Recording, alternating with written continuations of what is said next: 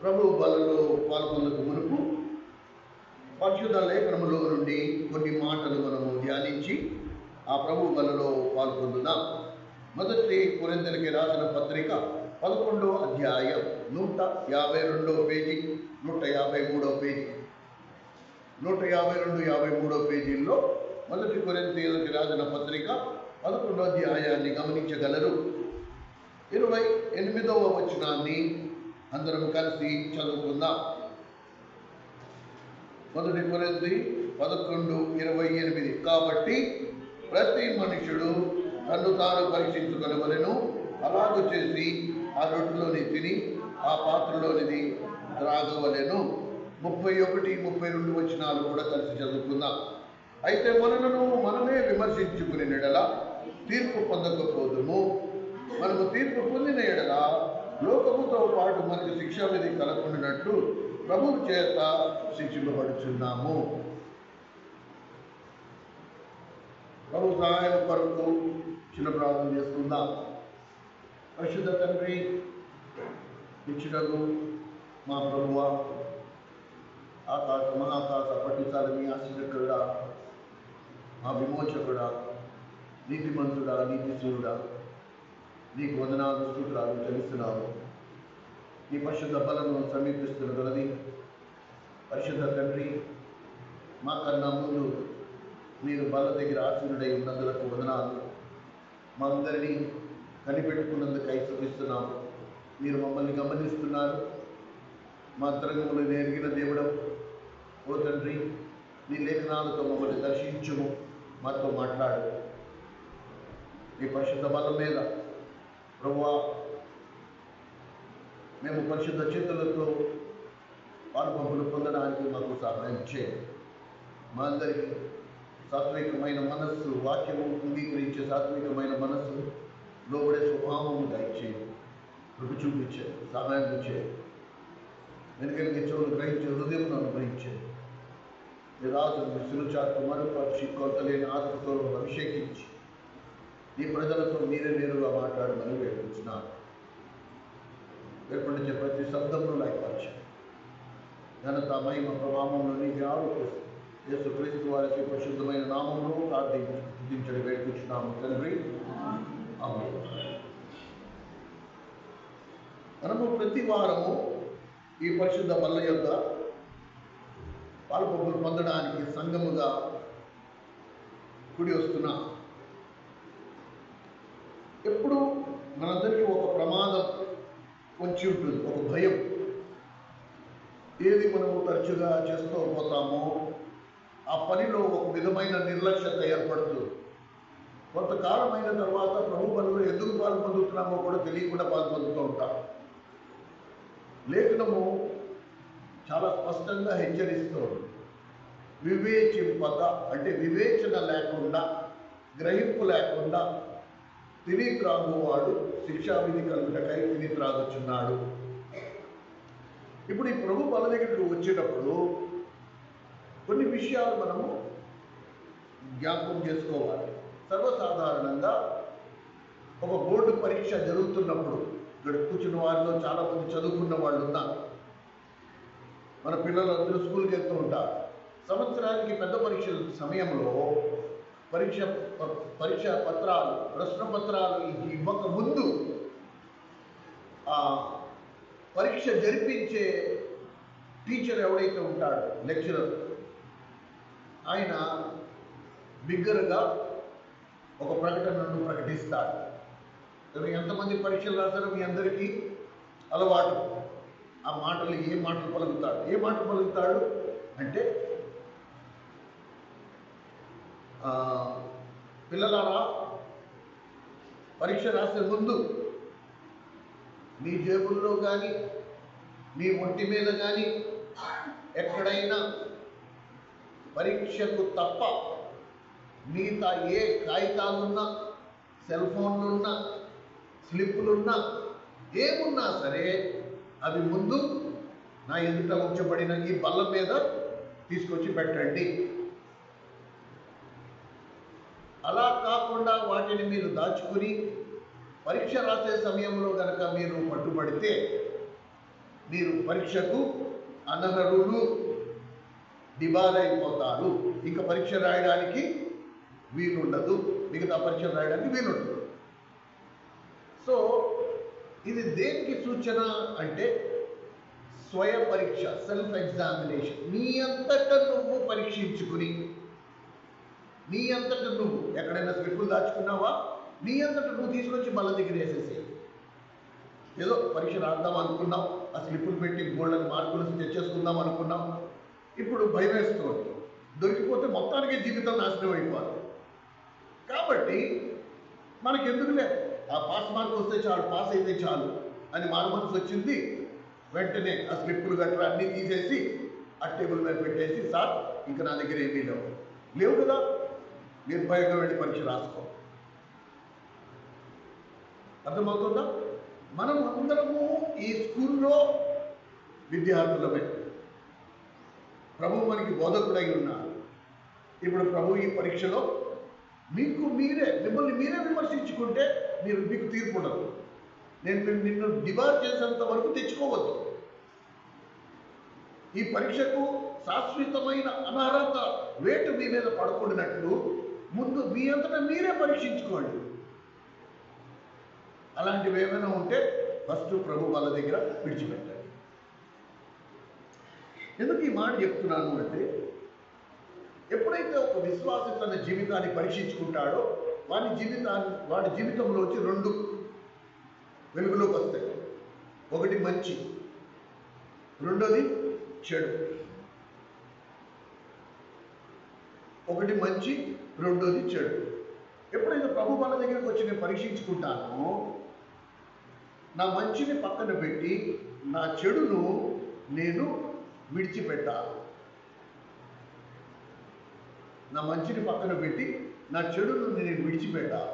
ఒప్పుకోవడమే కాదు, దాన్ని విడిచిపెట్టే స్థితిలో ఉన్నాను. ఒప్పుకున్నాను, ప్రభు క్షమించాడు, తిరిగి నా చెడుతనాన్ని నేను కూడా తీసుకెళ్ళిపోతానంటే మళ్ళా నీ పీక్ మీద కత్తి ఉన్నట్టే. అర్థమవుతుందా? కనుక మనం ఈ లేఖనాలలో నుండి ఏమని జ్ఞాపకం చేసుకుంటున్నాము? ప్రభు మన దగ్గర అసలు వాస్తవంగా ఏం జరుగుతోంది? నేను ప్రభు వల్ల ఇన్ని సంవత్సరాల నుంచి పాల్పొందుతున్నాను, అసలు ఏం జరుగుతోంది అని ప్రశ్న వేసుకుంటే మన దగ్గర సమాధానాలు లేవు. బలలో ఎందుకు పాల్పొందుతున్నాం అంటే, బాప్తిజం తీసేసుకున్నాం కదా, పాస్టర్ గారు బాప్తిజం తీసుకున్న వాళ్ళందరూ బలలో పాలు పొందొచ్చు అన్నారు కాబట్టి పాల్పొందుతున్నాం. ఎందుకు పాల్పొందుతున్నాం? ఆ ఒక్క మాట తప్ప రెండో గ్రహింపు లేదు. కనుక నా మటుకు నన్ను నేను ఎలా పరీక్షించుకుంటా? ఏం చేస్తే నేను పరీక్షించుకున్నట్టు అవుతుంది? ఏం చేస్తే నేను దేవుని చేత శాశ్వతమైన తృణీకారం పొందకుండా నేను తప్పించుకోగలను? ఇప్పుడు మీకు అర్థమయ్యే భాషలో చెప్తా, జాగ్రత్తగా వినండి, సాధ్యమైనంత వరకు రాసి పెట్టుకోండి. అలా జరుగుతుందో జరగట్లేదో చూసుకోండి. వాళ్ళు జరగకపోతే మాత్రం మీ విజ్ఞత, మీరేం చేయాలో మీకే తెలుసు. ఎప్పుడెప్పుడు మనం ప్రభు దగ్గరికి వస్తూ ఉంటామో, ప్రభు బల్ల దగ్గరికి వస్తూ ఉంటామో, ప్రభు బల్ల దగ్గర జరిగే కార్యం ఏంటంటే, నేను ప్రభువు దగ్గర నా పాపములు ఒప్పుకున్న తర్వాత, ప్రభు నన్ను రక్షణలోకి నడిపించిన తర్వాత, నేను రక్షింపబడిన తర్వాత దినము మొదలుకుని దేవుడు నా పట్ల ఒక ఉద్దేశం కలిగి ఉన్నాడు. ఇది మనం తర్వాత చూద్దాం. నిరంతరము కొనసాగే ప్రక్రియ ఏంటి అంటే, ప్రభు దగ్గరికి వచ్చినప్పుడు నేను పుట్టిన బిడ్డను, ఏ రోజు నేను రక్షింపబడ్డానో ఆ రోజు నా వయసు అంతా ఒకరోజు. మెల్లిమెల్లిగా ఆత్మీయంగా నేను ఎదుగుతున్న కొలది ప్రభువుని గూర్చిన లోతైన సంగతులు నేను ఇంకా ఎక్కువగా తెలుసుకుంటున్న కొలది ఈ ప్రభువు బల్ల ద్వారా నేను చేస్తున్న పని ఏంటంటే, నా పాత జీవితాన్ని ప్రభువు జీవముతో నింపుకుంటున్నా. అర్థమవుతుందా? నేను ప్రభువు బల్ల దగ్గరికి వస్తున్నప్పుడల్లా ఈ పాత జాషువా కొంచెం బయటికి వెళ్తున్నాడు, యేసుక్రీస్తు ప్రభు కొంచెం లోపలికి వస్తా ఉన్నారు. రండి, కొలసీలకి రాసిన పత్రిక 3వ అధ్యాయం. కొలసీలకి రాసిన పత్రిక 3వ అధ్యాయం తీసిన వాళ్ళ పేజ్ నెంబర్ కూడా చెప్పాలి. 183వ పేజీ, కొత్త నిబంధనలో 183వ పేజీలో గమనించండి. ఇది ఒకవేళ జరగట్లేదు అంటే మీరు నడుము బిగించుకోవాల్సిన పరిస్థితి ఏర్పడినట్టే. దాని తర్వాత మళ్ళీ బాధపడద్దు, అయ్యో నేను మోసపోతే నాకు ఎవరు చెప్పలేదే అనడానికి కూడా మీకు అవకాశం ఉండదు. ఎందుకంటే ఇప్పుడు మీరు వినేస్తున్నారు కాబట్టి. కనుక మీ ఒకవేళ మనకు ఒక అనారోగ్యం వచ్చిందనుకో, అనారోగ్యం పూర్తిగా నిర్మూలన అయ్యేంత వరకు మనం నెమ్మదిగా ఉండట్లే. ఎన్ని వేల రూపాయలు ఖర్చు పెట్టైనా సరే మందులు వేసేసుకుంటున్నాం. ఆ అనారోగ్యం పూర్తిగా బాగా అయ్యేంత వరకు పత్యాలు పాటిస్తున్నాం, అన్నీ చేస్తున్నాం. అలాగే దేవునిలోకి వచ్చిన తర్వాత దేవుని మూలంగా జరగవలసిన కార్యము పూర్తిగా జరగకుండా నేను కనుక నిర్లక్ష్యంగా ఉంటే భయంకరమైన నష్టం నాకు. ఆ తర్వాత మెలకు వచ్చేటప్పటికి ఆలస్యం అయిపోయి ఉంటుంది, ఇంకా అవకాశం నాకు ఉండదు. అందుకే ఈ మాట చెప్తున్నాను. కనుక కొలొస్సీయులకు రాసిన పత్రిక 3వ అధ్యాయం 4వ వచనాన్ని గమనించండి. మనకు జీవమయ్యున్న క్రీస్తు ప్రత్యక్షమైనప్పుడు మీరును ఆయనతో కూడా మహిమయందు ప్రత్యక్షపరచబడుదురు. కనుక మనకు జీవం ఎవరు? యేసుక్రీస్తు ప్రభు. మనకు జీవమయ్యున్న యేసుక్రీస్తు ప్రభు. కనుక ఎప్పుడెప్పుడు నేను ప్రభు దగ్గరికి వస్తున్నాను, ఎప్పుడెప్పుడు ప్రభు బల్ల దగ్గరికి వస్తున్నాను, ఎప్పుడెప్పుడు నేను ప్రభు బల్లలో చేతులు వేస్తున్నానో ఏం జరుగుతోంది? నాలో పాపిష్టి జీవం బయటికి వెళుతోంది, ప్రభువు యొక్క జీవము నాలోకి వస్తుంది. నేను చేసుకోవాల్సిన పనిది, ప్రభు మన దగ్గర నేను ఎందుకు వస్తున్నానంటే ప్రభు జీవముతో నింపబడ్డానికి. నా ఎంతవరకు నా పాత జీవితాన్ని నేను బయటికి ఖాళీ చేసుకుంటానో నేను ప్రభు జీవముతో అంతగా నింపబడతా. ఇది చాలా ముఖ్యమైన సత్యం. దీన్ని నేను తెలుసుకుని ఉండాలి. లేకపోతే ఎన్ని సంవత్సరాలైనా సరే నేను నమ్ముకున్న రోజు, దేవుడి దగ్గరికి వచ్చిన రోజు ఎలా ఉన్నానో 50 సంవత్సరాల తర్వాత కూడా అలాగే ఉన్నాను. ఎటువంటి మార్పు ఉండదు. నా స్వభావంలో మార్పు లేదు, నా ప్రవర్తనలో మార్పు లేదు, నా నోటి మాటలో మార్పు లేదు. ఎక్కడ కూడా నీకు మార్పు అనేది కనపడదు. కనుక నేను దేని కొరకు ప్రభు వాళ్ళ దగ్గరికి వస్తున్నాను? ప్రభు ఏమన్నాడు? నన్ను జ్ఞాపకము చేసుకున్నట్టకై మీరు దీన్ని చేయండి. ఏం జ్ఞాపకం చేసుకోవాలా? ప్రభు నేను అలా లేను, నువ్వు ఉన్నట్టుగా నేను లేను, నువ్వు మాట్లాడుతున్నట్టుగా నేను మాట్లాడట్లా, నువ్వు ప్రవర్తిస్తున్నట్టుగా నా ప్రవర్తన అలా లేదు. కనుక ఇదిగో ఇక మీదట నేను నీలాగా ఉండాలి, నీ జీవంతో నన్ను నింపు. మనకు జీవమై ఉన్న యేసుక్రీస్తు ప్రభు, మనకి జీవమై ఉన్న యేసు, ఆయనే మనకి జీవం. ఎప్పుడు మర్చిపోవద్దండి. ఇది ఫస్ట్ థింగ్ నువ్వు నేను రియలైజ్ అవ్వాలి, గ్రహించాలి. మనం గ్రహించవలసిన సత్యం, నేను కాదు జీవించాల్సింది, నా యందు ఎవరుండాలి? గలతీ 2:20. అది జరిగిందా అని ఏం పరీక్షించుకుంటాం? సర్వసాధారణంగా మన దగ్గరికి వచ్చినప్పుడు క్రైస్తవులకి సమయం తక్కువ ఉండటం వలన మనిషి దగ్గరికి అందరికంటే తక్కువ ఉన్నది ఏంటంటే సమయం. కనుక ఆ సమయం తక్కువ ఉండటం వలన వాళ్ళు ఏం చేస్తున్నారంటే బల దగ్గరకు వచ్చేటప్పటికి అసలైన మూలాన్ని వదిలేసుకున్నారు. మూలం ఏంటి? మనకు జీవమై ఉన్న యేసుక్రీస్తు అనే మూలాన్ని వదిలేసుకుని ఎక్కడికి వచ్చేసాం? గడిచిన వారం ప్రభు సోమవారం నాడు ఒకటి మీద నేను నోరు పారేసుకున్నాను, నన్ను క్షమించు. మంగళవారం నాడేమో ఒక అబద్ధం ఆడాను, నన్ను క్షమించు. బుధవారం నాడేమో లక్షవారం నాడేమో ఇది. కనుక ఇవన్నీ జ్ఞాపకం చేసుకుని వాటిని ఒప్పుకునటం వలన ఇప్పుడు ప్రభు నన్ను క్షమిస్తాడు అనుకుంటున్నాడు. కానీ ఇక్కడ ఉన్న సత్యం ఏంటంటే ప్రభు బల్ల, ఆ బల్ల మీద ఉన్న రొట్టె కానీ ద్రాక్షరసం కానీ నీ పాపాన్ని క్షమించలేదు. మన పాపము క్షమించబడేది కేవలం ప్రభు రక్తము వలన మాత్రమే, ప్రభు వల్ల కాదు. కనుక నువ్వు ప్రభు వల్ల బల్ల దగ్గరికి వచ్చినప్పుడు ఏం పరీక్షించుకుంటావు, ఏం ఒప్పుకుంటావు అంటే నీ పాపములు కాదు, నీ జీవం ఎలాగుందా అని, ప్రభుతో నీ సంబంధం ఎలాగుందా అని, నీ మౌన ధ్యానం ఎలాగుందా అని, నీ కుటుంబ ప్రార్థన ఎలాగుందా అని, నీ ఆత్మీయ జీవితం ఎలాగుందా అని, వీటిని నేను ప్రభు వాళ్ళ దగ్గర పరీక్షించుకో. ప్రభు నువ్వు కోరినట్టుగా నేనున్నానా, నువ్వు సెలవిచ్చినట్టుగా నేనున్నానా, నువ్వు రాత్రి ఏకాంతంలో ఒలివ కొండ మీదకి వెళ్ళిపోయి తండ్రితో గడుపునట్టుగా నేను కూడా నా ఏకాంత సమయంలో తండ్రి పాదాల దగ్గర కూర్చుంటున్నానా, లేకపోతే నా వ్యాపారం, నా పొలం, నా వృత్తి, ఇదే నా జీవితం అయిపోయిందా? ఏదో ఆదివారం వచ్చాము మందిరానికి, ఏం ప్రయోజనం? చాలా బాధతో దుఃఖంతో ఈ మాట అంటున్నానండి. మన సంఘంలో ఆదివారం చుట్టాలు ఎక్కువైపోయారు. చుట్టం చూపు అంతే, ఆదివారం రావడం. 4 అడుగులు దూరంలో మందిరం ఉందా? ఈ 4 అడుగులు దూరం మందిరానికి ఉదయం అన్న కూడా అదే మాట. ఎందుకు ప్రభు ఈ కడవరి దినాలలో నీకేది ముఖ్యం?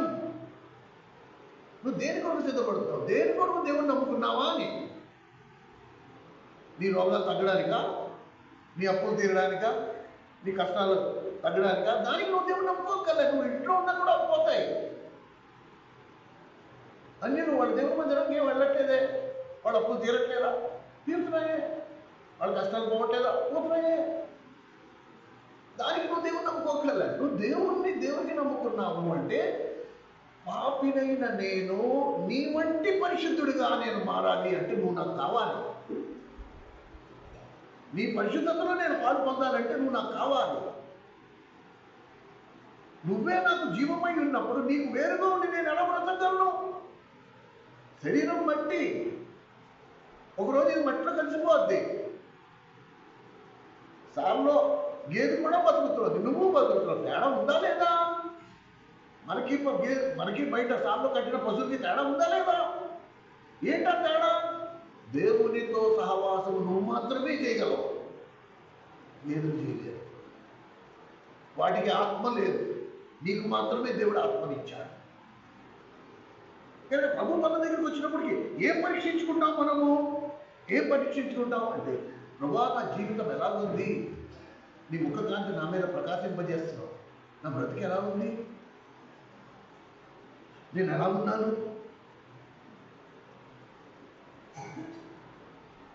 ఇది చాలా ముఖ్యమండి. పాపం అనేది మన అనుదినం. మీకు ఒక మాట చెప్తా. ఒక రీసెర్చ్లో ఏమని తెలియదంటే, మనిషి పాపము లేకుండా, పాపము చేయకుండా కేవలం ఆశ్చర్యపోతారు 27 నిమిషాలు మాత్రమే ఉండగలరు. ఒక రీసెర్చ్లో ఏమని తెలియదంటే, మనిషి పాపము చేయకుండా 27 నిమిషాలు మాత్రమే ఉండగలడు.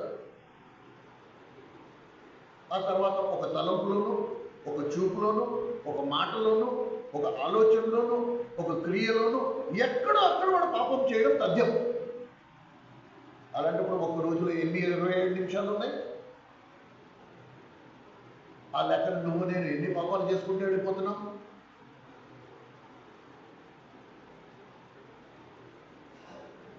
కనుక మొదటి యోహాను 1:9 అనేది నిరంతర ప్రక్రియ. ప్రతిసారి నువ్వు తలంపులో పడిపోయావా, వెంటనే ఒప్పుకోవాలి. ప్రభువా నన్ను క్షమించి, తలంపులో నేను పాపం చేశాను. ఒక చూపులో తప్పిపోయావా, ప్రభువా నేను పాపం చేశాను, చూపు ద్వారా నేను పాపం చేశాను. అది వెంటనే ప్రతిరోజు నిరంతర ప్రక్రియ. మీకు ఒక సందర్భం చెప్తా. ఆదివారము పాపంలో పడ్డావు, సోమవారము పాపంలో పడిపోయావు. ఇప్పుడు ఒప్పుకోవడానికి మళ్ళీ ఆదివారం వరకు వేచి ఉంటావా?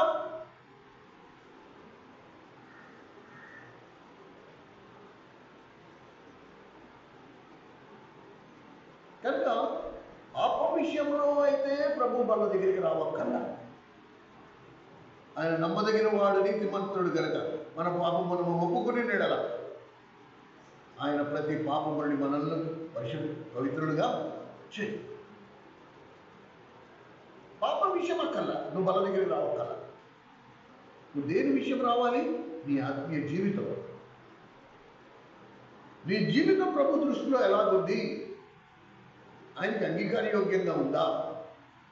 ఆయన్ని సంతోషపరిచేదానిగానే ఉందా? ఎలాగుంది మన జీవితం? కనుక వీటిని మనము జ్ఞాపకం చేసుకుంటూ ఒక మాట నా జ్ఞానానికి నేను ఈ విషయం ప్రభు దగ్గరికి వచ్చినప్పుడు, ప్రభు బల దగ్గరికి వచ్చినప్పుడు ప్రభు అన్నాడు, నన్ను జ్ఞాపకం చేసుకుంటకై దీన్ని చేయండి. ఏం జ్ఞాపకం చేసుకుంటా? ప్రభుని జ్ఞాపకం చేసుకుంటకై దీన్ని చేయడం చెప్పండి. ఇలా మనము ఈ ఒక్క మాట, నన్ను జ్ఞాపకం చేసుకుంటకై దీన్ని చేయడి అని చెప్పారు. ఆ ఒక్క మాట మనం ధ్యానించడం మొదలు పెడితే ఎడతెగకుండా వారం 10 రోజులు ఇక్కడి నుంచి కదలకుండా మనం ఆ ఒక్క మాటతో ధ్యానించవచ్చు.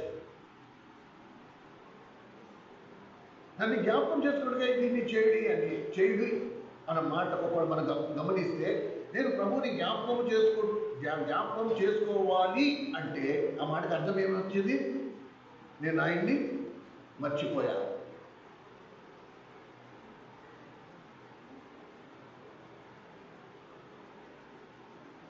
ఇంట్లో చూడండి, ఆ మూడోడు బయటికి వెళ్ళి ప్రతిరోజు లేటుగా ఇంటికి వస్తున్నాడు. ఆ ఇంట్లో ఉన్న భార్య ఆ మూడోడు పొద్దున్న బయలుదేరి వెళ్తున్నప్పుడు ఏముంటుంది? ఏమండి, నేనున్నానని జ్ఞాపకం చేసుకోండి అంటే వాడి ప్రాబ్లం ఏంటి? అసలు వాడికి ఒక సంసారం ఉందనే సంగతి వాడు మర్చిపోతున్నాడు. కనుక జ్ఞాపకం చేసుకో, అయ్యో నిజమే కదా, నాకు ఇంట్లో పిల్లలు ఎదురు చూస్తోంది, పిల్లలు ఉన్నారు, నేను ఇంటికి వెళ్ళాలి అని గ్రహింపు ఉండాలి కదా. కనుక ప్రభువుని జ్ఞాపకం చేసుకోవాలి అంటే ఆయన్ని మనం మర్చిపోయినట్టే. కీర్తన కానివ్వటాడు, నేను ఆయన ముఖం నిత్యము ఆయన ముఖమును నా తండ్రి నా కన్నుల ఎదుట నేను ఉంచుకున్నాను. పౌల మాట అన్నాడు, నేను మర్చిపోను, నేను నిత్యం జ్ఞాపకం చేసుకుంటా. నేను ప్రతి క్షణము నేను ఆయన్ని గుర్తు తెచ్చుకుంటూ ఉంటా. ఇది చాలా ముఖ్యము, ఇది చాలా ముఖ్యం. కనుక ప్రభు వాళ్ళని సమీపిస్తున్నాము. మనం ఏమని జ్ఞాపకం చేసుకోవాలంటే, ప్రభు నా పాపముల కొరకు చనిపోయాడు, మన నంబర్ 1. రెండోది, ఆయన త్వరలో రానయ్యున్నాడు. మూడోది, ఆయనతో నా సంబంధం ఎలాగుంది? ఆయన వచ్చినప్పుడు నేను ఆయన సిగ్గులేని ముఖంతో ఎదుర్కోగలనా? లేకపోతే నాలో లోపాలు ఆయన ఎత్తి చూపిస్తాడా? నువ్వు నాతో రావడానికి నువ్వు సిద్ధపడ్డావా? నీ బతికేంటో తెలుసా అంటే మన పరిస్థితి ఏంటి? రేపటి రోజు ప్రభు ప్రత్యక్షమైనప్పుడు నీ బతికేంటో తెలుసా చూపించినా అంటే ఎక్కడికి వెళ్తావు నువ్వు? నేను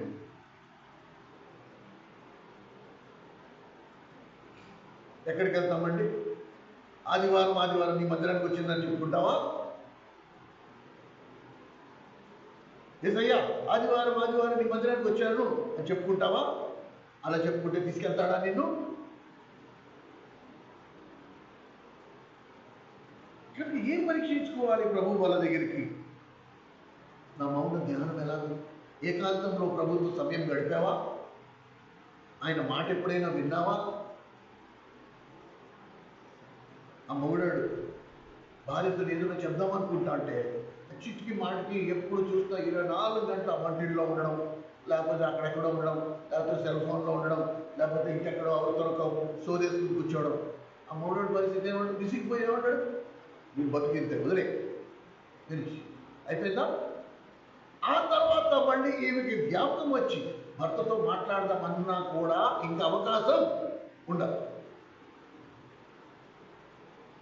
నీకు సమయం ఉండగానే, నీకు అవకాశం ఉన్నప్పుడే. అందుకని ప్రభు ఏమన్నాడు? మార్త, మరియమ్మ, ఉన్నతమైన దానిని ఎంచు. మీరు వచ్చి దేవుని మందిరంలో కూర్చుంటే మమ్మల్ని ఉద్ధరిస్తారా? మీరు వచ్చి దేవుని మందిరంలో కూర్చుంటే మాకు జీతాలు వస్తాయా? మీరు వచ్చి దేవుని మందిరంలో కూర్చుంటే మాకు ఏమైనా డబ్బులు వస్తాయా? మీ క్షేమం కొరకు చెప్పబడుతోంది. ఒక పెళ్లికి వెళ్ళాలంటే రోగాలు అంటున్నావు, ఒక పేరెంటానికి వెళ్ళాలంటే ఏ ఇబ్బందులు ఉండవు. సిద్ధపాటు 4-5 రోజుల ముందర ఏం చీర కట్టుకోవాలి, ఏం నగలు వేసుకోవాలి, ఏం చూపించుకోవాలి, ఇవన్నీ 4-5 రోజుల ముందర సిద్ధపాటు.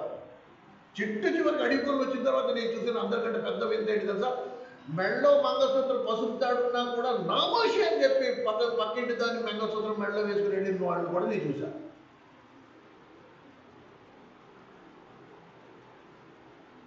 ఇది మన బతుకు.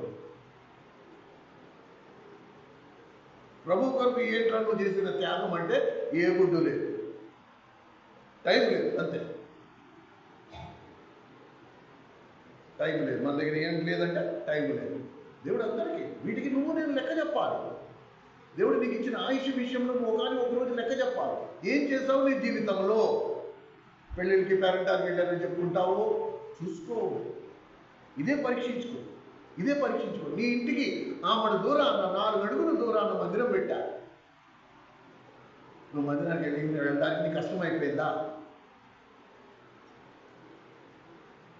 దేవుని ప్రజలు దేవుని విషయంలో 4 రకాల పాపాలు చేసేవారిగా ఉంటారు, ముఖ్యంగా దేవుని మందిర విషయంలో. మీకు ఆ విషయం తెలుసా? యెషయా గ్రంథం 58వ అధ్యాయం చూడండి. బహుశా మీరు ఈ పాపము చేస్తున్నారేమో చూసుకోండి. నేను కేవలం బైబిల్లో ఏం రాస్తుందో అది మాత్రమే తీసి చూపిస్తున్నా. మిమ్మల్ని దూషించాలన్నా, మిమ్మల్ని అవమానపరిచే ఉద్దేశం నాకు ఏమాత్రము లేదు. చూడండి, యెషయా గ్రంథము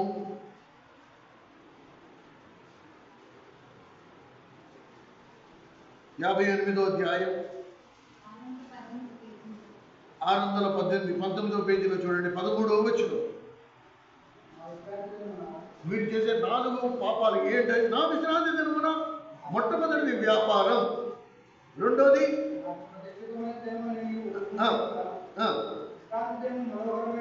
అదిగో నీ సరదాలు సంబరాలు, 2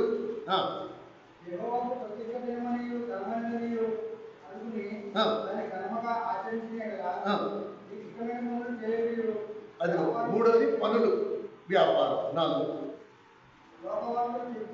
అదిగో మాటలు. అర్థమైందా? దేవుని ప్రజలు దేవునికి వ్యతిరేకమైన చేసే పాపాలు ఏంటి తెలుసా? నరహత్యలు, మానభంగాలు కాదు, సోది చెప్పుకోవడం. ఈ వేసవకాలం, ఇప్పుడు వేసవకాలం వచ్చింది, నీళ్ళల్లో ఉండలేము కనుక ఎక్కడికి వచ్చి కూర్చోవాలి? చెట్ల కింద. ఒక 4 చుట్టూ కూర్చుని మాట్లాడే మాటలు ఏంటి అంటే దేవుని మాటల కాదే, అసలు దేవుడు గుర్తొస్తాయి కదా. అందుకనే ప్రభు మాట్లాడు, నన్ను జ్ఞాపకం చేసుకుంటకాయ మీరు దీన్ని చేయండి, నన్ను జ్ఞాపకం చేసుకుంటారా బాబు, నేను మీ కొరకు ప్రాణం పెట్టాను, మీ పాపముల కొరకై నేను నా సమస్తాన్ని నేను ఖర్చు పెట్టేసుకున్నాను. మీరు ఈ లోకంలో ఏం తిందుమా, ఏం త్రాగుదుమా, ఏం కట్టుమా, ఇదే. అర్థమవుతుందా? ఈ 4 రకాల పాపాలు ఏవేవి అని మనం చూస్తే, వ్యాపారం, సోది, పనులు, ఇంటికి వెళ్ళాక ఈ 13వ వచనం చూడండి. ఇందులో 4 రకాల పాపాలు మీకు స్పష్టంగా, 5 రకాల పాపాలు మీకు స్పష్టంగా కనపడతాయి. ఇవి విశ్వాసులు దేవునికి వ్యతిరేకంగా చేసే పాపాలు. కనుక సోదరుల సోదరి, ఏమని పరీక్షించుకుంటా? ఈ ప్రభు బల దగ్గరికి వచ్చేటప్పటికి ఏం పరీక్షించుకోవాలి నేను? ప్రభా, నీతో మౌన ధ్యాన సమయం నేను గడుపుతున్నానా? అసలు నీ లేఖనాలను నేను అసలు ధ్యానిస్తున్నానా? నాకు అందుబాటులో ఉండే దేవుని మందిరానికి ప్రతి మీటింగ్కి నేను వెళ్తున్నానా? నీ లేఖనాలను నేను ధ్యానిస్తున్నానా? దేవుని మందిరంలో విన్న మాటలు మళ్ళా పునరాలోచన చేసుకుంటున్నానా? వాటిని నెమరేసుకుంటున్నానా? విన్నది విన్నట్టు మర్చిపోతున్నానా? ఉత్తి మందిరానికి వచ్చేట వలన నీ జీవితంలో ఆవగించేంత ఆశీర్వాదం కూడా ఉంటుంది. అది మాత్రం నేను గ్యారెంటీ చెప్తాను. దేవుని మందిరానికి, దేవుని దగ్గరికి వెళ్ళాలంటే దేవుని దగ్గర నుంచి నేను ఏదో ఒకటి తెచ్చుకోవాలి. ఆయన ఇవ్వడానికి సిద్ధంగా ఉన్నాడు. మనిషి కేవలం రొట్టె వలన కాక దేవుని నోటి నుండి వచ్చే ప్రతి మాట వలన జీవించుడు. కనుక ఆ మాటే నువ్వు వదిలేసుకుంటే నువ్వు ఆత్మీయంగా చచ్చిన స్థితిలో ఉన్నట్టే. అందుకంటే దేవుని మందిరం అంటే ఏం వెళ్తాం రేపా, నడు నొప్పి వస్తుంది, అంతసేపు నేను కూర్చోలేదమ్మా. ఇదే వాకిట్లో కూర్చొని సో చెప్పుకోమని చెప్పు, గంటలు ఎన్ని గంటలైనా సరే చక్కగా కమ్మగా ఉంటాయి ఆ సోదంతా వేసుకోవడానికి. ఎన్ని గంటలైనా కూర్చోవచ్చు. దేవుని మందిరంలో వచ్చే అన్ని రోగాలు లోకంలో ఉండవు.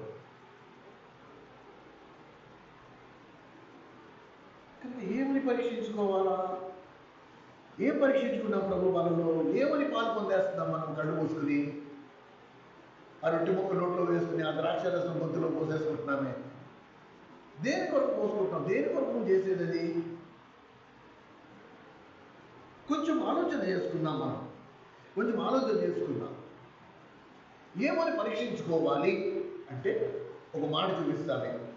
అపోస్తుడైన పౌలు జీవితాన్ని మీరు గమనించండి. ఒకప్పుడు ఎలా ఉన్నాడు, ఆ అపోస్తుడైన పౌలు ఎలా మారాడు, అసలు ఏం జరిగింది ప్రభు వాళ్ళ దగ్గరికి వచ్చేట వలన? అపోస్తుల కార్యములు 2వ అధ్యాయం. అపోస్తుల కార్యములు 2వ అధ్యాయం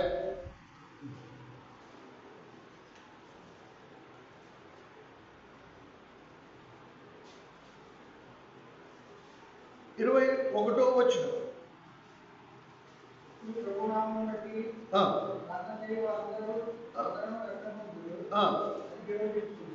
ఎవరు చెప్తున్నాడు ఈ మాట అంటే పౌలు చెప్తున్నాడు. ఈ పౌలు ఇంతకు మొదలు ఎలా ఉన్నాడు? 6వ వచనం గమనించాడు. 2వ అధ్యాయం 6వ వచనం.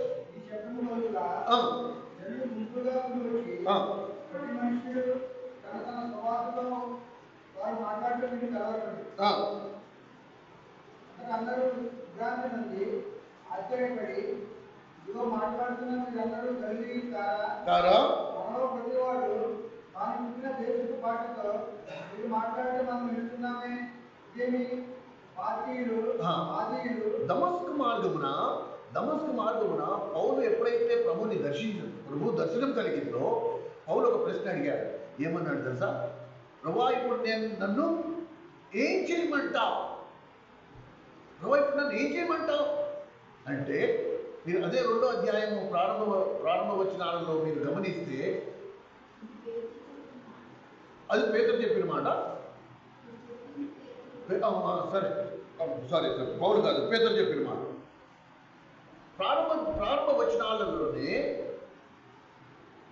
నన్ను ఏం చేయమంటావు, నన్ను ఎక్కడికి వెళ్ళమంటావు అంటే ప్రభు అన్నాడు, నువ్వు నా కొరకు నిలబడా, నా కొరకు సాక్షిగా ఉండాలి, నాకు సేవ చేయాలి.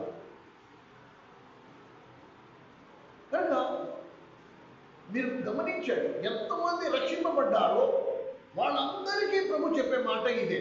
నువ్వు నా కొరకు సాక్షిగా ఉండాలా, నా కొరకు నిలబడాలా, నువ్వు నాకు సేవ చేయాలా. అందుకనే మనం రాజులని యాజక సమూహములో చేర్చబడ్డాం. మనమందరం రాజులనే యాజక సమూహంలో చేర్చబడిన వారు. కనుక పౌర జీవితంలో పేదల జీవితంలో మనం చూస్తే స్పష్టమైన మార్పు మనం గమనించగలం. అయితే ఇక్కడ ఈ మార్పు నీ జీవితంలో నా జీవితంలో కనబడుతుందా? ఈ మార్పు నీ జీవితంలో నా జీవితంలో కనబడుతుందా? జనులు నిన్ను నన్ను చూసినప్పుడు వీడు ఒకప్పుడు ఇలా ఉండేవాడు కదా, వీడు అతడేనా అనే మాట వారి నోటంట వస్తుందా? ఈరోజు నీ సాక్ష్యం ఎలా ఉంది? నువ్వు ఉండే నీ వాడకట్లో, నువ్వు ఉండే నీ ఇంట్లో నీ గురించి నీ ఇంటి వారు ఏమనుకుంటున్నారు? నీ సాక్ష్యం ఎలా ఉంది? ఎప్పుడైనా ఆలోచన చేశారా? పేతురుని చూసి 21వ వచనంలో వాళ్ళందరూ ఉన్నారు, అరే వీడు అతడేనా? కనుక ప్రభు బలంలో పాల్పొందుతున్న నీవు గడిచిన ఆదివారం ప్రభు బలంలో పాల్పొందుతున్నారు. ఈ ఆదివారం మళ్ళీ ప్రభు బల దగ్గరికి వస్తున్నాం. గడిచిన ఆదివారం మొదలుకుని ఈ ఆదివారం వరకు నీ జీవితంలో ఏమైనా మార్పు వచ్చిందా అని. Is there any change? 1%, 1% నువ్వు ప్రభువులో ఎదిగావా అని. అలా లేని అలా దేని కొరకు నువ్వు బలలో పాల్పొందేది? ఏదైనా మనం చేసామంటే దాని వెనక ఒక ఉద్దేశం ఉండాలి. ఏమీ లేకుండా బాప్తిజం తీసుకున్నాం కాబట్టి నేను బలలో పాలు పొందాలి అనుకుంటే ఆ బల నీకు ఆశీర్వాదకరం కంటే శాపంగా మారుతుంది. వివేచింపక తిని త్రాగు వాడు శిక్షా విధి కలుగుటకై తిని త్రాగు. జాగ్రత్త జాగ్రత్త. కనుక ప్రియమైన సహోదర సహోదరి, ఒకవేళ నీకు ఒక మాట చెప్తాను, చాలా వింతగా ఉంటాయి చూడండి.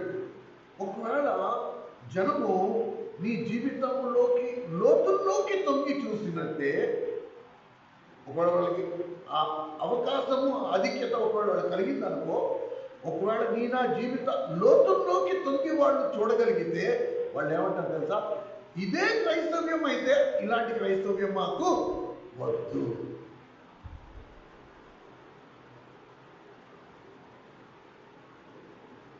మహాత్మా గాంధీ గారు సౌత్ ఆఫ్రికా దర్శించడానికి వెళ్ళినప్పుడు ఆయన ఒంటి మీద బట్టలు వేసుకునేవాడు కాదు.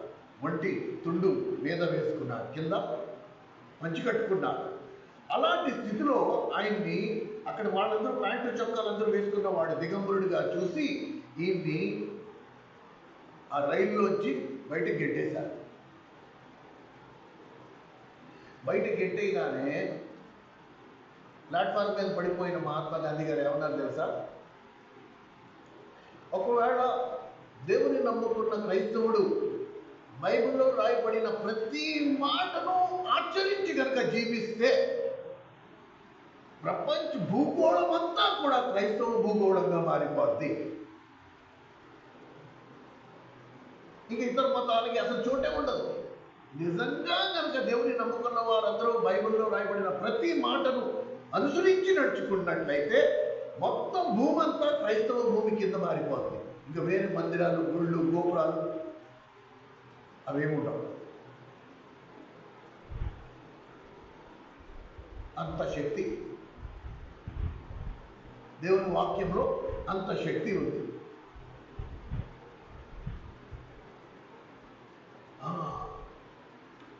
ఎవరైతే అలాగ తూచా తప్పకుండా వాక్యము ఉన్నది ఉన్నట్టుగా, ఎదురు ప్రశ్న లేకుండా బేసరత్తుగా జీవిస్తున్నారో వాళ్ళందరూ ఏమైపోతున్నారు? దైవజనులు. భక్సింగ్ గారు, దేవదాసయ్య గారు, హోసన్న గారు, ఎంతమందిని చూడు. వీళ్ళందరూ జీవితంలో ఉండే ప్రత్యేకత ఏంటంటే వీళ్ళు దేవుని వాక్య విషయంలో ఎక్కడ రాజీ పడాలి. అందుకనే చరిత్రలో చరిత్ర పురుషులుగా వాళ్ళు నిలబడ్డారు. వాళ్ళు చేసిన పరిచర్య మూలంగా ప్రపంచవ్యాప్తిగా దేవుని సంఘాలు కట్టబడ్డాయి. ఒక్క భారతీయుడు ప్రపంచమంతటా దేవుని సంఘాలు కట్టాడు అంటే ఎలా కట్టగలిగాడు? తాము కేవలం దేవుని వాక్యాన్ని ఉన్నది ఉన్నట్టుగా ఆచరించటం వలన, అలా జీవించటం వలన ఆ 12 మంది శిష్యులు, వాళ్ళకి ఒక పేరు ఏముందండి? ఇదిగో భూగోళాన్ని తలకిందులుగా చేయవారు వచ్చారు. దేవుని చేతిలో నువ్వు నేను అంత శక్తివంతమైన ఆయుధాలుగా పనికి రావాల్సిన మనము ఈరోజు పనికి మాలిన క్రైస్తవ జీవితాన్ని జీవిస్తున్నాం. పనికి మాలిన క్రైస్తవ జీవితాన్ని మనము జీవిస్తున్నాం. బైబిల్ గ్రంథంలో ఎన్ని సువార్తలు ఉన్నాయండి? బైబిల్ గ్రంథంలో ఎన్ని సువార్తలు ఉన్నాయి? 5 సువార్తలు ఉన్నాయి. ఒక బ్రదర్ అన్నాడు, బైబిల్ గ్రంథంలో ఎన్ని సువార్తలు ఉన్నాయంటే వెంటనే అందరూ ఇలాగే చెప్పారు, 4 సువార్తలు. కాదు, బైబిల్ గ్రంథం 5 సువార్తలు ఉన్నాయి.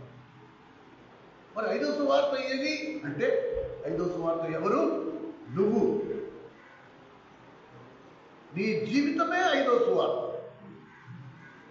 నిన్ను చూసి జనం దేవుని దగ్గరికి రావాలి. ఒకప్పుడు ఎలా ఉండేవాడు, ఎంత అద్భుతమైన మార్పు! ఇది దేవుని శక్తి వలన జరిగినది. నేను కూడా రాగుండాలి. దేనికి? ప్రభు వలలో మనం పాల్పొందేది. అందుకే నా ఎదుగుదల నేను ప్రభు వల దగ్గరికి వచ్చినప్పుడల్లా, గడిచిన వారం నేను ఎలా ఉన్నా, ఈ వారం నేను ఎలా ఉన్నా, గడిచిన వారం మొదలుకొని ఈ వారం లోపల నాలో ఏమైనా ఎదుగుదల ఉందా? ఏ బలహీనతనైనా నేను జయించగలిగానా? ఏ పాపము నుండైనా నేను విడిపించబడ్డానా? ప్రతి ఏటా పొద్దున్నే లేవగానే బరువు చూసుకుంటాం, బరువు ఈరోజు 1 కేజీ తగ్గా, ఆరోగ్యం బాగుంది, అయ్యో కాలు వాచింది, ఇవన్నీ మనము చూసుకుంటాం. శరీర విషయం, మట్టైన శరీర విషయంలో మనకున్నంత జాగ్రత్త నిత్యము ఉండే ఆత్మ విషయంలో ఉండడం లేదు. ఇది మన దౌర్భాగ్య పరిస్థితి, ఇది మన దౌర్భాగ్య స్థితి. కనుక సమాజానికి నీ పట్ల నా పట్ల ఒక ఆశ ఉంది. నేడు సమాజం నిన్ను నన్ను చూస్తోంది, కనిపెట్టుకున్నది. వాళ్ళు ఎప్పుడు కని విని ఎరగని అద్భుతము ఆశ్చర్యము నీలో చూసినప్పుడు వాళ్ళు కూడా దేవుని దగ్గరికి రావాలని ఎదురు చూస్తున్నారు. కానీ వాడికి ఇంతవరకు ఏమీ కనబడట్లే. వాడికి ఏమీ కనబడట్లే, అందుకని వాళ్ళు దేవుని దగ్గరికి రావట్లే. ఎప్పుడైతే వాళ్ళు నీ జీవితంలో ఒక అద్భుతాన్ని చూస్తారో, మేము కూడా వస్తాం, మేము కూడా దేవుని నమ్ముకుంటాం, నీలో ఈ అద్భుతాన్ని మేము చూసాం. చాలా అవసరం, మనందరికీ ఇదంతైనా అవసరం. కనుక జనానికి నీలో నాలో ఆ మార్పు కనపడాలి. ప్రతి వారం వాళ్ళకి ఆ మార్పు కనపడాలి. ప్రతి వారం నీలో నాలో ఎదుగుదల జనానికి కనపడాలి. బిడలో కనబడింది. రండి, అపోస్తల కార్యములు 2వ అధ్యాయం 22వ వచనం.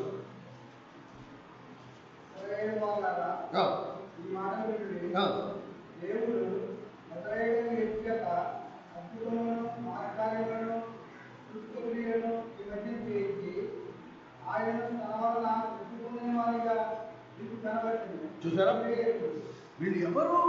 ఒకప్పుడు అక్షర జ్ఞానం లేని వాడు దేవుని గూర్చి వీళ్ళకి ఇంత జ్ఞానం ఎక్కడి నుంచి వచ్చింది? ఎలా తెలిసింది వీళ్ళకి దేవుని గూర్చి? జనం ఈ జ్ఞానాన్ని చూసి ఆశ్చర్యపోయారు. అరే, వీళ్ళు అక్షర జ్ఞానం అనేది అమరు కదా, వీళ్ళకి దేవుని ఆయన గురించి ఇన్ని సంగతులు ఎలా తెలిసాయి వీళ్ళకి?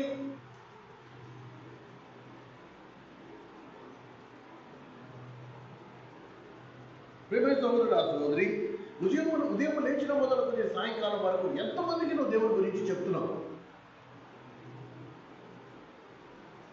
నీ సంభాషణలో ఎప్పుడైనా దేవుడు అనే మాట వచ్చిందా?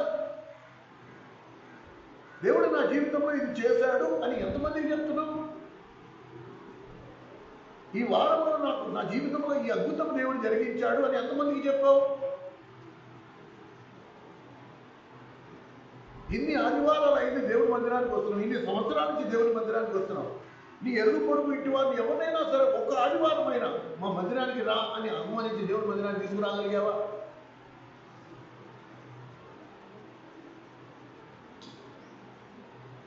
వాళ్ళకి ఎప్పుడైనా దేవుని గురించి చెప్పావా?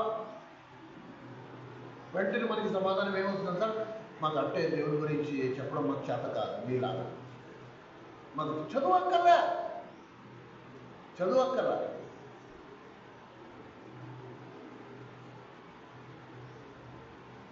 నాకు పట్టుదల ఉండాలి. అరే, నేను రక్షింపబడ్డా, మా సంఘములు నేను ఆశీర్వదింపబడుతున్నట్టుగా మిగతా వాళ్ళు కూడా ఆశీర్వదింపబడాలి. వాళ్ళని నేను తీసుకెళ్తారా మాతో? నువ్వు ఎన్నడూ వినని ఆశ్చర్యకరమైన సంగతులు మా మందిరంలో నువ్వు వింటావురా, నీ జీవితం మారుద్దిరా, నేను తీసుకెళ్తారా? ఎప్పుడైనా అసలు ప్రయత్నం, ఒక ఆత్మనైనా నేను దేవుని దగ్గరికి తీసుకురావాలి. రేపు ఆయన ఎదుర్కొండా నిలబడినప్పుడు, ప్రభా ఇదిగో ఈ ఆత్మను నేను తీసుకొచ్చాను అని చెప్పగలిగే స్థితిలో ఉండదు. అసలు ఆశగా కనీసం ఆ నిరీక్షణ, రేపు నేను అక్కడ నిలబడాలనే భయం ఉందా అని.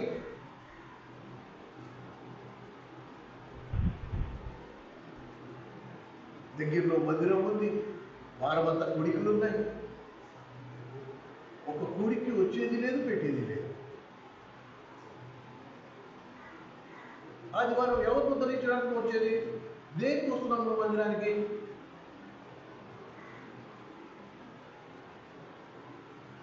దేనికి వచ్చేది చెప్పు?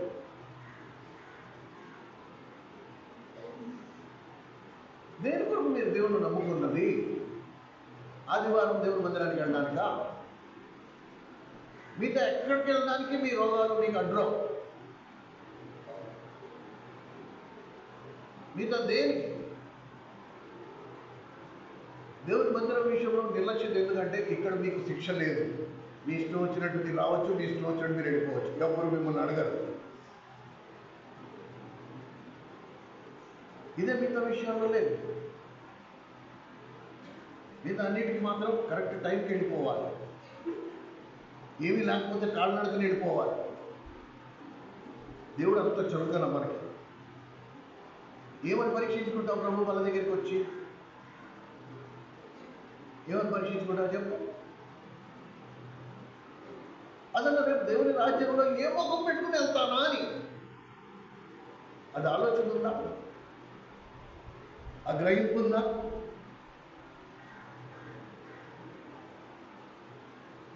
ఎంత ఆశ్చర్యకరమైన విషయాలు. మీకు ఒక మాట చూపించిన,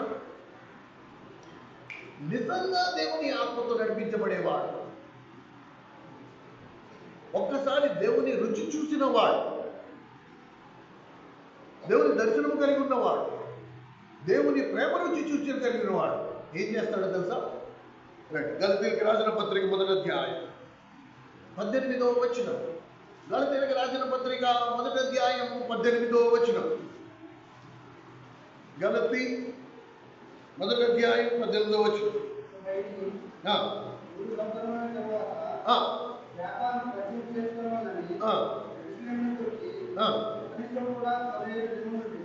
ఎవరి దగ్గరికి వచ్చారు? పౌలు పేతురు దగ్గరికి వచ్చి పేతురు దగ్గర 15 రోజులు ఉన్నాడు. ఇప్పుడు పేతురు 15 రోజులు పేతురు దగ్గర ఉంటూ ఏమని అడిగాడు తెలుసా? మీరంతా యేసుప్రభుతో కూడా ఉన్నారు కదా, ఆయనతో కూడా జీవించారు కదా, ఆయన శిష్యులుగా ఉన్నారు కదా, ఆయన గురించి మాకు ఇంకా ఏమైనా కాస్త విడమర్చి ఇంకా ఎక్కువ చెప్తే మేము నేర్చుకుంటాం.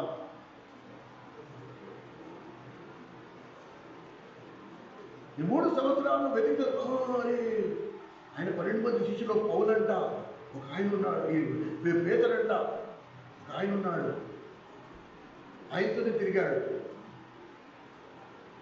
ఆయనకు ప్రత్యక్షత కూడా ఉంది, లేఖనాల్లో చదివాడు.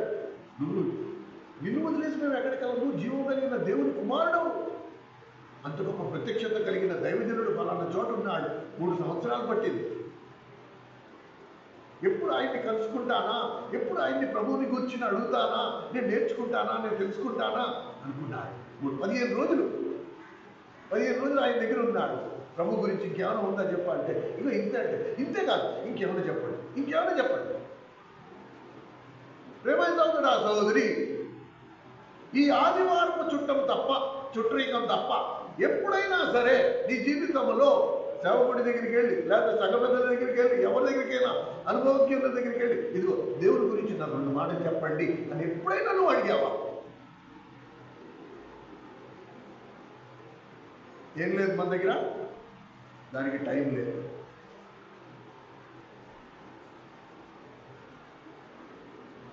ఆత్మానుసారుడికి శరీరానుసారుడికి ఇది వ్యత్యాసం. శరీరానుసారుడికి ఆదివారం మందిరానికి వెళ్ళి దేవుని దర్శించుకుంటే సరిపోద్ది. ఆత్మానుసారుడికి నిరంతరము దేవుని గురించిన ఆకలి ఉంటుంది. అందుకనే సంఘంలో సంఘ కూడికలని పెడతారు, బైబిల్ స్టడీ అని ఉంటుంది, సంఘ ప్రార్థనలు ఉంటుంది, స్త్రీల కూడికలు, ఉపవాస ప్రార్థనలు. ఎందుకు పెడతారు అంటే సహవాసం. పరిశుద్ధుల సహవాసంలో నువ్వు నేర్చుకునే అవకాశం ఉంటుంది, ఆయన గురించి ఇంకా ఎక్కువ తెలుసుకునే అవకాశం ఉంటుంది, నీ జీవితం మార్చుకునే అవకాశం ఉంటుంది. అసలు ఆయన గురించి ఏం తెలియకపోతే నువ్వు మారేదేంటా అని.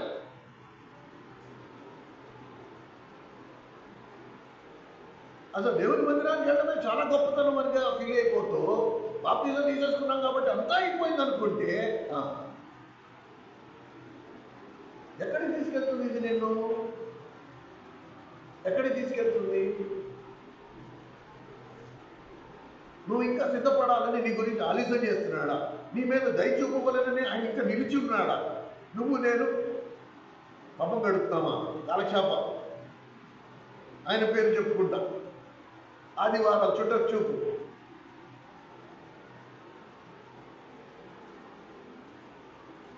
కనీసం రోషం లేదు. దేవుని దగ్గరికి వచ్చినప్పుడు ఏ మొహం పెట్టుకోగల సిగ్గు లేదు మనకి. అరే వారమంతా నా కోసం ఇంత పెద్ద సంఘం కట్టాడు, ఇంత మందిరం పెట్టాడు, బోధకుడు ఉంచాడు, వెళ్ళి నేను దేవుని వాక్యం వింటా, ఆయన నేర్చుకుంటా, దేవుని వాక్యానుసారంగా నా జీవితాన్ని మార్చుకుంటాననే ఇంకిత జ్ఞానం లేదు. మిగతా అన్ని విషయాలు పట్టింపు ఉంది. అయ్యో వచ్చే వారం ఆయన బలంలో నేను ఎలా చేతులు వేస్తాననే భయం లేదు.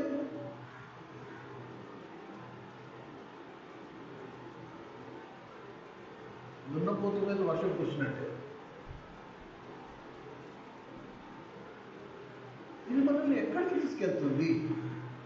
ఏ ప్రయోజనం మనం ఇలా కొనుక్కుని సాంబార్ అన్నం తిన్నాక? అదా మన క్రైస్తవ్యం? దాని కొరకైనా మన దేవుని నమ్ముకుంది.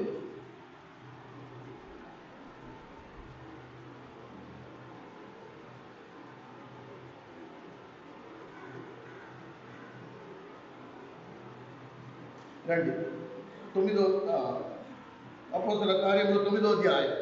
దయచేసి క్షమించండి, ఇందాక నేను రాంగ్ చెప్పినట్టు. 9వ అధ్యాయం అపోస్తలుల కార్యములు 9వ అధ్యాయం. సారీ.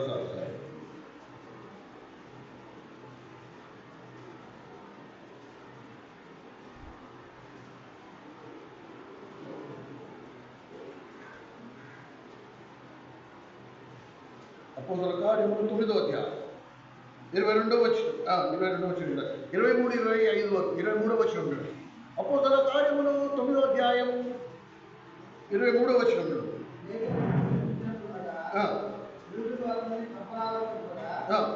వారి ఆలోచన పరులకు తెలియవచ్చు. వారిని చంపవాలని రాత్రి భాగంలో వారంలో కాచుకుంటుంది.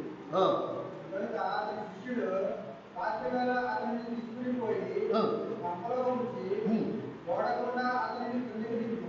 చాలు. ఎప్పుడైనా గుర్తుంచుకో, ఇది ఫస్ట్ రియాక్షన్.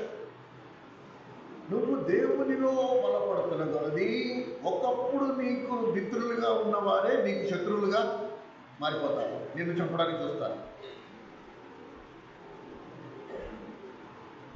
ఒకప్పుడు నీకు మిత్రులుగా ఉన్నవారే నీకు శత్రువులుగా మారిపోతారు. ఎందుకంటే నువ్వు దేవుని కొరకు నిలబడుతున్నావు, నువ్వు దేవుని కొరకు స్థిరపడుతున్నావు, నువ్వు దేవుని మాట నీ నోటంటూ వస్తుంది, ప్రతి వాడికి దేవుని సువార్త చెప్తున్నావు. అలా జరగట్లేదు అంటే మనం ఎక్కడ రాజీ పడిపోయాం? నేటి క్రైస్తవులకి కొంత లోపం అంటే ఏంటి? కొంత పాపం, కొంత నీతి, రెండు కావాలి. పాపంలో కొంత పాలిభాగం కావాలి, నీతిలో కూడా కొంత భాగం కావాలి. నేను నీతిమంతుడు అనిపించుకోవాలి. నేను ఇందాక అపోస్తలుల కార్యం 2వ అధ్యాయం అన్నానా? ఐఎమ్ సారీ, 9వ అధ్యాయం. అపోస్తలుల కార్యములు 9వ అధ్యాయం. సరేనా? అయితే ఇది మనం గమనించండి. మీరు 22వ వచనం చూస్తే ఆయనకి ఇంత జ్ఞానం, దేవుని కూర్చిన జ్ఞానం సంపాదించుకున్నాడు, పేదల దగ్గర నేర్చుకున్నాడు, తెలుసుకున్నాడు ప్రభు ఎట్టివాడు, నేను ఎలా ఉండాలి. వేరే జాత లేదు, వేరే ధ్యానం లేదు, వేరే లోకం. ఏదైతే లోకం ఒకప్పుడు స్నేహంగా ఉండేదో ఇప్పుడు ఆ లోకము శత్రువు కింద మారిపోయింది. ఆదాము నుండి పెరిగివేయబడి యేసుక్రీస్తునందు అంటకట్టబడ్డాం. ఇది మన జీవితం. లోకంతో మనకి సంబంధం ఉండదు. కనుక ఈ లోకంలో మీరు జ్యోతుల వల్లే కనబడుతున్నారు. ఎలా జ్యోతుల వల్లే కనబడుతున్నారు? ఆయన వెలుగై ఉన్నాడు కనుక మీరు కూడా ఆయన యందు అంటకట్టబడినందున మీరు కూడా వెలుగుగా అయ్యారు. అంటకట్టబడకపోతే మనలో వెలుగే ఉండదు. ఆ వెలుగు లేదు కాబట్టి మనని చూసి ఎవరు దేవుని దగ్గరికి రావట్లేదు.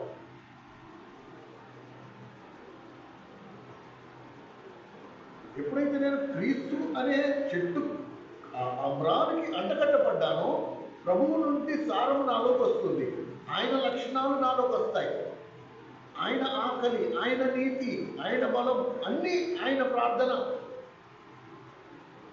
అవన్నీ నాలోకి రావాలి. రావట్లేదు అంటే నేను అంటకట్టబడ్డా. నేను మళ్ళీ ప్రభు దగ్గరికి రావాలి. ప్రభువా నన్ను ఇందులో చిన్నరికి నీలో నన్ను అంటగట్టుకోడు. కనుక ఇక్కడ ఈ లేఖనంలో ఒకవేళ మీరు గమనిస్తే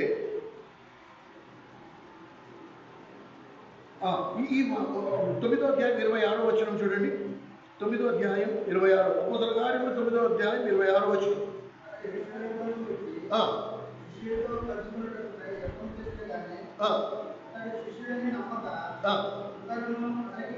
చూసారా? ఇది ఇవి దయచేసి పైకి అందరు పైకి చూడండి. ఇది మార్పు. దేవుని ఆత్మ నీలో కార్యము చేయడం ప్రారంభించిందా? నీలో వచ్చే ఫస్ట్ మార్పు ఏంటి? నీకు ఆసక్తి. ఎవరితో కలవడానికి ఆయన పరిగెత్తుకుంటూ వస్తున్నాడు? శిష్యులతో. నీ సహవాసం మారిపోద్ది. నువ్వు ఎవరితో సహవాసం ఉండడానికి ఇష్టపడతావు? గొప్ప గొప్ప వాక్యం తెలిసిన వాళ్ళతో వాళ్ళ దగ్గరికి వెళ్ళి కూర్చున్నావు. ఇంకేమన్నా రెండు మాట చెప్పండి, నేను వింటా. వాళ్ళ సహవాసంలోనే నీకు సంతోషం ఉంటుంది, వాళ్ళ సహవాసంలో నీకు ఆనందం ఉంటుంది. అందరితో కూర్చోడానికి బుళ్ళమే కూర్చున్నట్టు ఉంటుంది. ఎందుకంటే వాళ్ళు దేవునికి వ్యతిరేకమైన మాటలు, దేవునికి మహిమకరం కాని మాటలు మాట్లాడతాడు కనుక అక్కడ నీకు ఇబ్బందిగా ఉంటుంది, ఊపిరాడదు. కానీ అది నీకు పర్వాలేదు అనిపిస్తుంది అంటే కొంత పాపం, కొంత నీతి, రెండు. నాకు ఇది కావాలి, ఇది క్రమంగా ఉంది, ఇది ఉండాలి. ఎందుకంటే నాకు సమాజంలో గుర్తింపు, నాకు ఒక పరువు ఉంది, ప్రతిష్ఠ ఉంది, అందరూ నన్ను ఆత్మీయులు అనుకోవాలి. కాబట్టి చక్కలో బైబుల్ ఉండాలా, ఇది నేను చూపించుకోవాలి, ఇది ఉండాలి, లోకం కూడా ఉండాలి, అందరితో సహవాసం ఉండాలి. ఎందుకంటే వీడు రేపు నాకు ఉపయోగపడతాడు. వీటి కూడా ఒక రాయి ఇటు, ఒక రాయడు, ఒక కాలిటు, ఒక కాలడు, రెండు ఉండాలి. జాగ్రత్త ప్రేమైన సహోదరుడా, సహోదరి, ఈ కపట ధోరణి నిన్ను ముందుకు తీసుకెళ్ళి నట్టేట ముంచేస్తుంది. సో ఆలస్యం కాక ముందునే డిసైడ్ చేసుకో. ఈ గట్టునున్నావో ఆ గట్టునున్నావో జాగ్రత్తగా చూసుకో.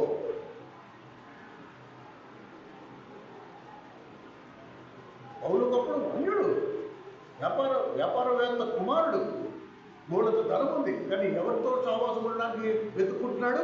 శిష్యుడు. ఆయన శిష్యులు ఎవరు? యేసుప్రభు శిష్యులు ఎవరు? ఎందుకు వాళ్ళతో ఉండాలి అంటే ఆ ప్రభు గురించి 4 మాటలు చెప్తారు వాడు. ప్రభు గురించి ఇంకా నేను ఎక్కువ తెలుసుకోవాలి.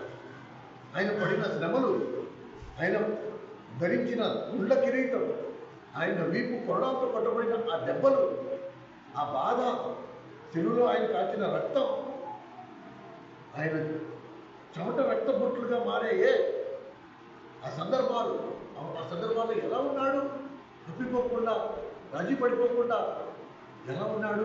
అది నాకు తెలియాలి, నేను కూడా తెలుసుకోవాలి, నేను కూడా అలా ఉండాలి. ఒక రోషం, ఒక మంట, ప్రభు కొరకు నేను జీవించాలి, ప్రభు కొరకు నేను ఖర్చు అయిపోవాలనే ఒక తపన. ఆ పాపముల కొరకు తన సమస్తమును శిలువలో అర్పించిన వాడు, ఆయన కొరకు నా మిగిలిన జీవితం జీవించాలనే ఒక ఆశ, ఒక కోరిక. ఇక వేరే ఏమీ కోరుకోలే. ఏ సినిమాలకు వెళ్ళా, అక్కడ ఫ్రెండ్స్ తోటి నలుగురితో కూర్చోవాలి, షో చేసుకోవాలి, ఇవన్నింటిలో ఆయనకి ఎక్కడ ఆనందం లేదు. పరిశుద్ధుల సహవాసం.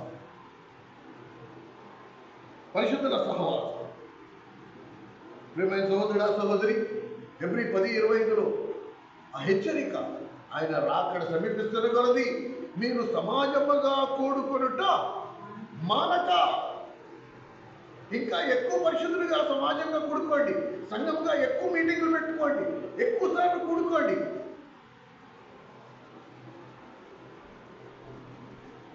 ఓ ఆదివారం చుట్టమా, మంగళవారం నువ్వు ఎక్కడుంటివి? లక్షవారం నువ్వు ఎక్కడున్నావు? శుక్రవారం నువ్వు ఎక్కడున్నావు? చెట్ల కింద, అన్యుల మధ్యలోనా? ఎవరితో సమయం గడుపుతున్నావు? నిన్ను నువ్వు క్రైస్తవుడు అని చెప్పుకోవడానికి సిగ్గేయట్లేదా?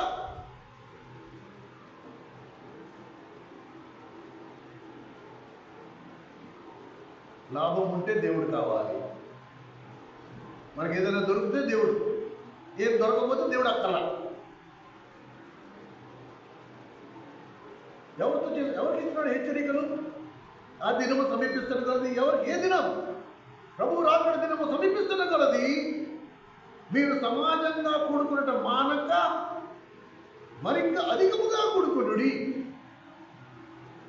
ఎవరి కోసం పెట్టేది మీటింగ్లు?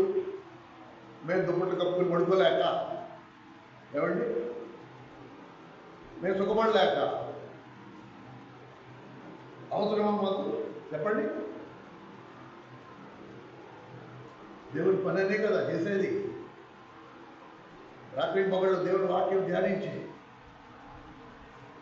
పరిశుద్ధులకు బలమైన వర్తమానం, వాళ్ళ జీవితాలలో పెను మార్పు తీసుకొచ్చే వర్తమానాలు ధ్యానించేది ఎవరి కొరకు? మీ దగ్గర నుంచి రూపాయి ఆశించామా?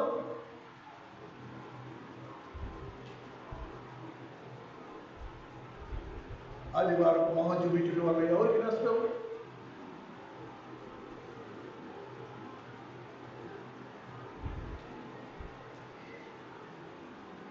కనుక రోజులు గడుస్తున్న కొలది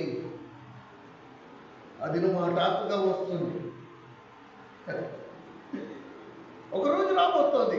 రాసి పెట్టుకోండి మీ జీవితం, మీ బైబిల్లో. ఒక రోజు రాబోతోంది. ఆ రోజు నుంచి మీటింగ్లు అంటూ ఉండవు, సంఘమే ఉండదు. ఇది బైబిల్ హెచ్చరిస్తుంది. ఏం చెప్పండి, దేవుడు చెప్పాడు. ఇక మీటింగ్లు ఉండవు, సంఘాలు ఉండవు, కూడుకోవడం ఉండదు. ఏదైతే ఇప్పుడు నువ్వు నింపుకుంటున్నావో, ఈ నింపుకున్న ఈ జీవాహారము నిన్ను ప్రభు రాకడ వరకు బతికిస్తుంది. అంత్య దినాలలో బైబిల్ మొత్తం నాశనం చేయబడతాయి. ఎవరి దగ్గర బైబిల్ ఉండవు. ఈ జీవవాక్యము నీ హృదయంలో, నీ అంతరంగంలో నింపుకోకపోతే అసలు యేసు ప్రభు ఎవడో కూడా గుర్తుపట్టలేని పరిస్థితి వస్తుంది. దేవుడు నమ్ముకునే ప్రయోజనం ఏంటి? రేపు దేవుని ఎదుర్కొండా నిలబడి ఏం లెక్క చెప్తాం? కొంచెం ఆలోచన చేసుకోవాలి. ప్రేమైన సోదరా సహోదరి, ఎప్పుడెప్పుడు మనము ప్రభు బల దగ్గరికి వస్తాము, మనం పరీక్షించుకోవాల్సింది ఇదే. మనం ఎప్పుడెప్పుడు ప్రభు బల దగ్గరికి వస్తామో మనం పరీక్షించుకోవాల్సింది ఇదే. రాబోయే రోజుల్లో మీటింగ్లు ఉండవు, బైబిళ్ళు ఉండదు, బోధకులు ఉండరు, పెద్దలు ఉండరు, సేవకులు ఉండరు. నీ మటుకు నువ్వే. కనీసం బైబిల్ చదువుకున్నామంటే నీ ఇంట్లో ఒక బైబిల్ కూడా ఉండనివ్వరు. అందుకని ఆమోస్ గ్రంథం మీరు ఇంటికి వెళ్ళక చదువుకోండి. ఈ సముద్రం నుండి ఆ సముద్రం వరకు దేవుని వాక్యం ఎక్కడైనా దొరుకుతుందా అని తెలుగులో అంటారు. భూమి మీద ఇంకెక్కడ ఉండదంట. ఇక ఈ సముద్రం నుంచి ఆ సముద్రం వరకు వెతుకులాడతారంట. అప్పుడు ఎవరైనా ఒక దేవుని మాట చెప్తే బాగుండు అని వెతికినా కూడా ఎక్కడ దేవుని వాక్యం దొరకదంట. నేను చెప్పట్లేదు ఈ మాట, బైబిల్లో రాస్తుంది స్పష్టంగా. రండి, అపోస్తల కార్యములు 2వ అధ్యాయం 28, 29, 30 వచనాలు. అపోస్తల కార్యములు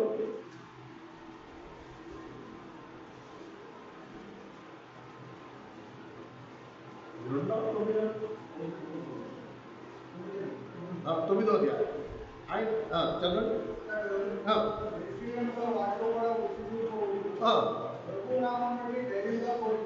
చూసారా?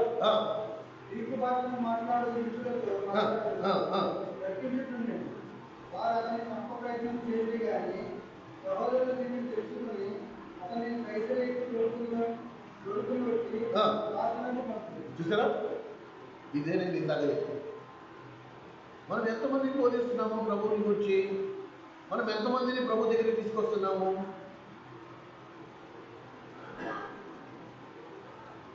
ఎంతమంది మందిరానికి ఆహ్వానించాం మనం? మరి ముఖ్యంగా అన్యుల్ని మా యోసపన్న నన్ను హెచ్చరిస్తుంటాడు. అందుకనే ఇలాంటి సహోదరులు దేవుని మందిరంలో ఉంటారు. అన్నా, మన మందిరానికి వచ్చేవాళ్ళు దేవుని నమ్ముకున్న వేరే సంఘాల నుంచి కాదు, అసలు దేవుని ఎరగని అన్యులు వాళ్ళు దేవుని మందిరానికి వస్తే మనకి ఆశీర్వాదం. మేము 100% అన్న చెప్పిన మాటతో ఒప్పుకుంటాం. ఆ సంఘంలో పాస్టర్ ఏదో అన్నాడని ఈ సంఘానికి వస్తే దాని వాళ్ళ ప్రయోజనం లేదు. నో, అది ఆశీర్వాదం ఏం కాదు, మాకు ఆశీర్వాదం కాదు. ఓకే,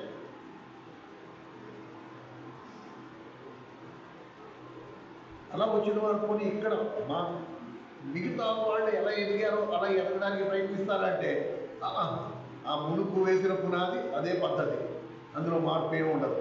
వచ్చామా వెళ్ళామా అంతే. కనుక ఈ విషయం కొంచెం మీరు ఆలోచన చేసుకోవాలి. ప్రియమైన సోదరుడా సోదరి, ప్రభువు బలను మనం సమీపిస్తున్న కొలది నీ జీవితం ఎలాగుందో ఒకసారి పరీక్షించుకో. సంఘ జీవితం ఎలాగుందో పరీక్షించుకో. నీ వ్యక్తిగత ఆత్మీయ జీవితం, నీ సాక్ష్యం ఎలా ఉందో ఒకసారి పరీక్షించుకో. అనేకులకు ఆశీర్వాదకరంగా ఉందా? చెప్పుకోదగినట్టు ఉందా? అబ్బా మేము కూడా నీ మందిరానికి రావాలనుకుంటున్నాము అనేవాళ్ళు ఉన్నారా? నీ మాట విని, లేకపోతే మన సాక్ష్యంలో ఏముంది, మనం చెప్పుకుంటే మన సంగతి అన్నీ వీళ్ళకి ముందుగానే తెలుసు అని మౌనంగా ఉండిపోతున్నామా? ప్రభువు వల్ల మన జీవితము పరీక్షించుకోవడానికి, మన పాపములు ఒప్పుకోవడానికి కాదు, మన వ్యక్తిగత జీవితాన్ని పరీక్షించుకోవాలి. ఏమండి, ఈరోజు దేవుడు మన ఆయుష్ కాలం పొడిగించాడు, మనం ఇంకా సజీవులుగా ఉన్నాం, ఆయన మందిరంలో కూర్చున్నాము అంటే ఇది కేవలం ఆయన సంకల్పము, ఆయన ఉద్దేశము అని అది ఇంకా సంపూర్తి కాలేదు కనుక మనం ఇంకా సజీవంగా ఉన్నాం. ఇప్పుడైనా నడుము బిగించుకో, ఇప్పుడైనా ప్రభు వాళ్ళ దగ్గర తీర్మానించుకో. వాళ్ళు ఏదో రొట్టె ముక్క తీసుకొస్తున్నారు కదా, ఒక ముక్క నోట్లో పడేసుకుంటే సరిపోద్ది, ఆ ద్రాక్ష రసం తీసుకొస్తున్నారు కదా, ఒక చుక్క నోట్లో పోసుకుంటే సరిపోద్ది అనుకున్నామా? ఒకరోజు దేవుని తీర్పు హఠాత్తుగా వస్తుంది. ఆ రోజు ఏడ్చి గీ పెట్టా నాకు తెలియదన్నా కూడా ప్రభు ప్రతి మాటను నీ ముందుకు తీసుకొస్తాడు. మేల్కో, గ్రహించు. అగ్ని వంటి దేవునితో చెలగాటం ఆడుకో, నీ జీవితాన్ని నాశనం చేసుకో. జాగ్రత్త. దేవుడు నీకు ఇచ్చిన ఆయుష్ ప్రతి రోజుకి నేను లెక్క చెప్పవలసిన వారమై ఉన్నావు. ఏం చేశావు అని అడుగుతాడు. అందుకనే మనకంటూ ఒక సాక్ష్యం ఉండాలి. పైగా ఇంత గొప్ప సాక్ష్య సమూహము మేఘము వలె మనల్ని ఆవరించి, మన చుట్టూ ఆ సాక్ష్య సమూహం మేఘములాగా ఆవరించి మనల్ని కనిపెట్టుకుని ఉంది, మనం గమనిస్తూనే ఉంది మనం జీవిస్తున్న క్రైస్తవ జీవితం. వాడు కళ్ళంట నీళ్లు కార్చి ఏమంటున్నారు తెలుసా? అయ్యో ప్రభా, మాకు ఒక్క అవకాశం ఇచ్చుంటే వీళ్ళకంటే 100 రెట్లు మెరుగైన ఆత్మీయ జీవితాన్ని మేము జీవించి చూపించగలిగాం. కానీ దౌర్భాగ్యం ఏంటంటే వాళ్ళకి అవకాశం లేదు, నీకు నాకు అవకాశం లేదు. దేవుని సంఘము దేవుడు నీ ఆత్మీయ ఎదుగుదల కొరకు పెట్టాడు, ఆదివారం హాజరేయించుకోవడానికి కాదు. కనుక వారం కూడికలకి ఇక మీదటి నుంచి నమ్మకంగా లోకంలో నువ్వు ఒకడు పెళ్లికి వెళ్ళకపోయినా పర్వాలా, ఒకడు పుట్టినరోజుకి వెళ్ళకపోయినా పర్వాలా, ఒకడు గృహప్రవేశానికి వెళ్ళకపోయినా పర్వాలా, నష్టం లేదు. దానికి నువ్వు లెక్క చెప్పగల. కానీ దేవుని మందిరంలో దేవుడు నీ ఆత్మీయ ఎదుగుదల కొరకు పెట్టిన ప్రతి మీటింగ్కి నువ్వు లెక్క చెప్పాల్సి. పౌలు వెతుక్కుంటూ వెళ్ళాడు. పేతురు ఎక్కడున్నాడు? 3 సంవత్సరాలు పట్టింది. వెతుక్కుంటూ వెళ్ళి 15 రోజులు ఉండి నేర్చుకున్నాడు. ప్రభు గురించి జ్ఞానం ఉంటే చెప్పు.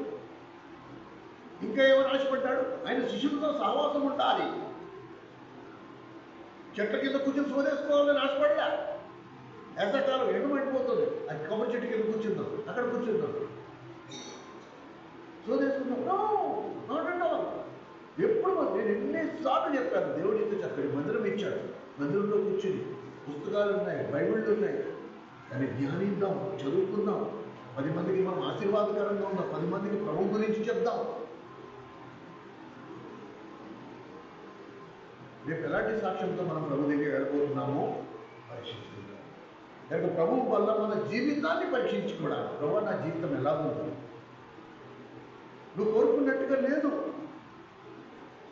నువ్వు తీర్చిదిద్దేవాడు, నువ్వు నన్ను చెక్కుతావో, నన్ను నలుగుతావో, నువ్వు ఏదైనా చేయని క్రయం చెల్లించడానికి నేను సిద్ధం. పౌలు క్రయం చెల్లించాడు. తన బంధువులు, తన మిత్రులు అందరూ ఏమైపోయారు? శత్రువులుగా మారిపోయారు. పౌల్ని చంపడానికి చూశారు. మాటకి తలనొప్పి ఎక్కడ రాజీ పడిపోతే పోలా, కలిసేకపోతే సరిపోద్ది అనుకోలేదు పౌలు. తప్పించుకుంటూ వచ్చాడు. యేసుక్రీస్తు ప్రభు ఎన్నిసార్లు ఆయన చెప్పడానికి చూశారు, వాడి మధ్య నుంచి తప్పించుకున్నాడే కదా, కానీ ఎక్కడ రాజీ పడలా. నేనింతే, నీ తండ్రి కొరకు నజీరు చేయబడిన వాడును, నువ్వు నేను ఆ ప్రభువుకి నిశ్చితార్థం చేయబడిన వాడు. ప్రభు కొరకు ప్రతిష్ఠింప చేయబడిన మనము మన బతుకుల్లో నాణ్యత లేకపోతే రేపు తీసుకెళ్తాడా, రేపు అంగీకరిస్తాడా అని నిన్ను నన్ను. చక్కటి ఏర్పాటు ఆ ప్రభు బల్ల, ఆ బల్ల దగ్గర ఆయన కూర్చునుండి నిన్ను నన్ను ఆహ్వానిస్తున్నాడు. ఫ్రీ ఇన్విటేషన్, ఎవరైనా రావచ్చు, ఎవరైనా ప్రభు వలలో పాల్పొందొచ్చు. కానీ ఉద్దేశాన్ని మర్చిపో, నన్ను జ్ఞాపకం చేసుకున్నట్టుకై నేను ఎందుకు చనిపోయాను, నేను ఎందుకు మళ్ళా రాబోతున్నాను, నేను వచ్చినప్పుడు నేను గురించి సాక్ష్యం ఎలా ఉంది? నీ సాక్ష్యం చెప్పుకోదగినట్టే ఉందా? జనము నీ సాక్ష్యం గురించి మాట్లాడుకుంటున్నారా? సమాజం నీ సాక్ష్యం గురించి ఏమనుకుంటుంది? అమ్మ మేము కూడా ప్రభువుని నమ్ముకుంటే బాగుండు అనిపిస్తుందా నీ సాక్ష్యాన్ని బట్టి?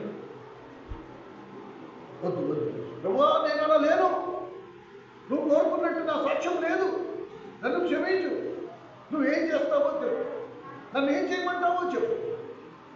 పేతురు అడిగాడు, పౌలు అడిగాడు, నన్ను ఏం చేయమంటావు?